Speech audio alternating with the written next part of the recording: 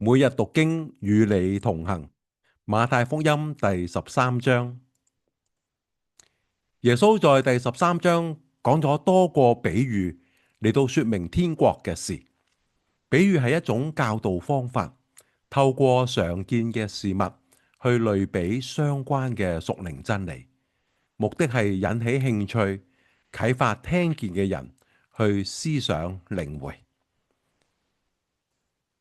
第13章，當那一天，耶穌從房子裏出來，坐在海邊，有許多人到他那裏聚集，他只得上船坐下。眾人都站在岸上，他用比喻對他們講許多道理，說：有一個撒種的出去撒種，撒的時候，有落在路旁的，飛鳥來吃盡了；有落在土淺石頭地上的，土既不深，發苗最快，日頭出來一曬，因為沒有根，就枯乾了；有落在荊棘裏的，荊棘長起來，把它擠住了；又有落在好土裏的，就結實，有100倍的，有60倍的，有30倍的。有耳可聽的，就應當聽。門徒進前來問耶穌說：對眾人講話，為什麼用比喻呢？耶穌回答說：因為天國的奧秘只叫你們知道，不叫他們知道。凡有的，還要加給他，叫他有餘；凡沒有的，連他所有的也要奪去。所以我用比喻對他們講，是因他們看也看不見，聽也聽不見，也不明白。在他們身上正應了以賽亞的預言，說：你們聽是要聽見，卻不明白；看是要看見，卻不曉得。因為這百姓油蒙了心，耳朵發沉，眼睛閉着。恐怕眼睛看見，耳朵聽見，心裏明白，回轉過來，我就醫治他們。但你們的眼睛是有福的，因為看見了；你們的耳朵也是有福的，因為聽見了。我實在告訴你們，從前有許多先知和義人，要看你們所看的，卻沒有看見；要聽你們所聽的，卻沒有聽見。所以你們當聽這撒種的比喻。凡聽見天國道理不明白的，那惡者就來，把所撒在他心裏的奪了去。這就是撒在路旁的了。撒在石頭地上的，就是人聽了道，當下歡喜領受，只因心裏沒有根，不過是暫時的。及至為道遭了患難，或是受了逼迫，立刻就跌倒了。撒在荊棘裏的，就是人聽了道，後來有世上的思慮、錢財的迷惑，把道擠住了，不能結實。撒在好地上的，就是人聽道明白了，後來結實，有100倍的，有60倍的，有30倍的。耶穌又設個比喻對他們說：天國好像人撒好種在田裏，及至人睡覺的時候，有仇敵來，將稗子撒在麥子裏就走了。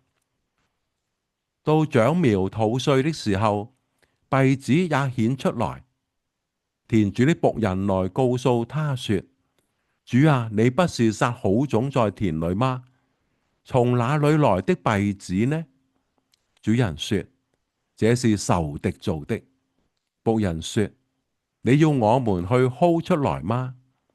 主人說：不必，恐怕薅稗子，連麥子也拔出來，容這兩樣一齊長，等到收割。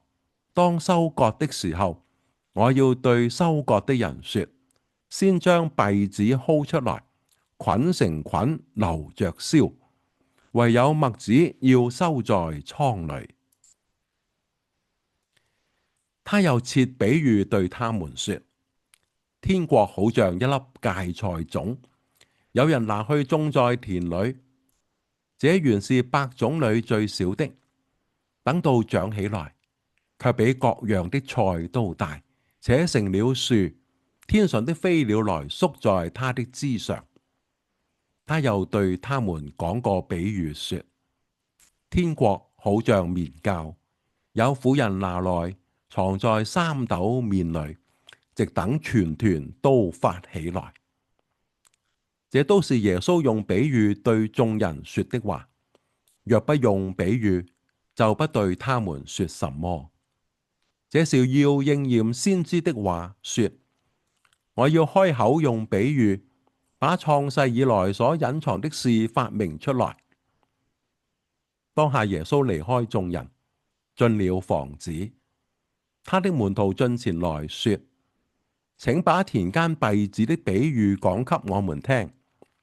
他回答說：那撒好種的，就是人子；田地就是世界。好種就是天國之子，稗子就是那惡者之子。撒稗子的仇敵就是魔鬼。收割的時候就是世界的末了，收割的人就是天使。將稗子薅出來用火焚燒，世界的末了也要如此。人只要差遣使者，把一切叫人跌倒的和作惡的，從他國裏挑出來，丟在火爐裏，在那裏必要哀哭切齒了。那時義人在他們父的國裏，要發出光來，像太陽一樣。有耳可聽的，就應當聽。天國好像寶貝藏在地裏，人遇見了就把它藏起來，歡歡喜喜地去變賣一切所有的，買這塊地。天國又像買賣人尋找好珠子，遇見一顆重價的珠子，就去變賣他一切所有的，買了這顆珠子。天國又好像網撒在海裏，聚攏各樣水族，網既滿了，人就拉上岸來坐下，揀好的收在器具裏，將不好的丟棄了。世界的末了也要這樣。天使要出來，從義人中把惡人分別出來，丟在火爐裏，在那裏必要哀哭切齒了。耶穌說：這一切的話你們都明白了嗎？他們說：我們明白了。他說：凡文士受教作天國的門徒，就像一個家主從他庫裏拿出新舊的東西來。耶穌說完了這些比喻，就離開那裏，來到自己的家鄉，在會堂裏教訓人，甚至他們都稀奇，說：這人從哪裏有這等智慧和異能呢？這不是木匠的兒子嗎？他母親不是瑪利亞嗎？他弟兄們不是叫雅各、約西、西門、猶大嗎？他妹妹們不是都在我們這裏嗎？這人從哪裏有這一切的事呢？他們就厭棄他。耶穌對他們說：但凡先知，除了本地本家之外，沒有不被人尊敬的。耶穌因為他們不信，就在那裏不多行異能了。經文讀畢。耶穌為什麼用比喻講話呢？第一，係對猶太人硬心嘅責罰。耶穌引用以賽亞先知嘅話，說明以法利賽人為首嘅猶太人硬心，好似油蒙了心，耳朵發沉，眼睛閉着。耶穌直接教導嘅時候，佢哋往往無理地反駁同埋指控，唔肯客觀聆聽反省，一味頑固嘅敵視耶穌。所以耶穌改變方法，使用比喻，叫佢哋聽是要聽見，卻不明白；看是要看見，卻不曉得。歸根究底係因為佢哋自以為是，冇尋求真理嘅心，結果呢，乜嘢都得唔到。第二，從另一個角度睇嘅時候，比喻係有吸引興趣同埋刺激思想嘅作用㗎。透過常見嘅事物嚟到引起興趣，啟發聽嘅人去諗下相對比較深奧嘅屬靈道理。當聽嘅人被引發思考，就有機會醒悟其中嘅含義，從而呢能夠打開閉塞嘅耳朵同心靈。所以耶穌係用心良苦，用比喻去啟發人明白天國嘅道理。讓我一齊嘅祈禱。神啊，求你賜我受教嘅耳，謙卑聆聽，又有愛慕嘅心，用心思考，更賜我力量去謹守遵行你嘅道。奉主名求，阿門。好，今日讀經就到呢一度，我哋明天再見。